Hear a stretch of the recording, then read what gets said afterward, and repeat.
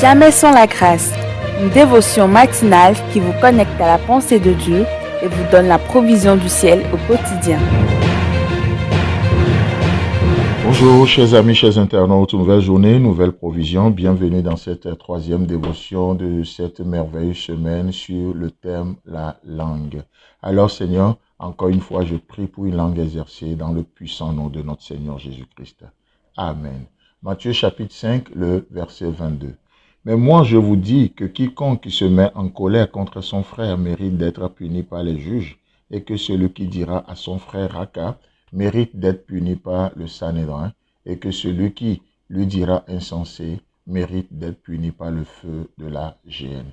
Amen. Alors ce verset nous montre l'usage que nous pouvons faire de notre langue.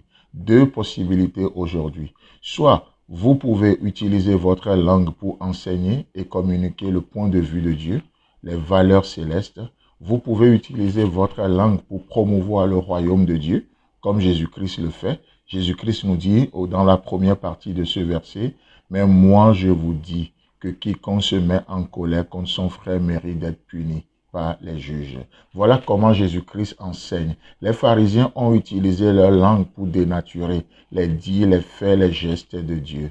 Mais Jésus-Christ utilise sa langue pour enseigner et communiquer le point de vue de Dieu. Dans cette journée, certainement les gens vont vous approcher, vont vous aborder d'une manière ou d'une autre pour chercher peut-être le point de vue de Dieu, pour chercher qu'est-ce que vous les chrétiens vous pensez de telle situation, de telle, peut-être par rapport même aux événements. On parle du moment présent, c'est la guerre en Ukraine, c'est telle et telle chose. Peut-être que vous allez rencontrer des gens aujourd'hui qui vont vous dire quel est le point de vue de la Bible, qu'est-ce que vous pensez. Chers frères et sœurs en Christ, ce n'est pas le moment de donner votre opinion, c'est le moment de donner le point de vue de Dieu. Utilisons notre langue aujourd'hui. Nous parlons des faits de société, nous parlons de la politique, peu importe le sujet aujourd'hui. Donnons le point de vue de Dieu. Et ça, c'est un bon usage que nous pouvons faire de notre langue pour enseigner et communiquer le point de vue de Dieu, les valeurs célestes. Amen. Malheureusement, vous pouvez aussi utiliser votre langue pour représenter le point de vue du royaume des ténèbres et incarner ses valeurs. Nous pouvons malheureusement incarner les valeurs du royaume des ténèbres. Et c'est pourquoi la suite du verset nous dit que celui qui dira à son frère Raka mérite d'être puni par le Sanhédrin, et celui qui dira insensé mérite d'être puni par le feu de la géhenne. Soit vous pouvez utiliser votre langue aujourd'hui pour parler, pour dire Raka. Raka, on en parlera plus demain. Raka qui veut dire vaurien. Raka qui veut dire vide, Raka qui veut dire indigne. Vous savez comment utiliserez votre langue aujourd'hui? Vous êtes jeune, vous êtes adulte, vous êtes chrétien, vous êtes non chrétien. Comment utiliserez votre langue aujourd'hui, dans cette journée? Vous savez, quand il est dit celui qui, cette expression Raka, vous savez, c'est une expression de mépris qui était utilisée parmi les Juifs au temps de Jésus-Christ. Et cette expression, comme je le disais tantôt, veut dire vaurien. Ça veut dire aussi vide, ça veut dire indigne.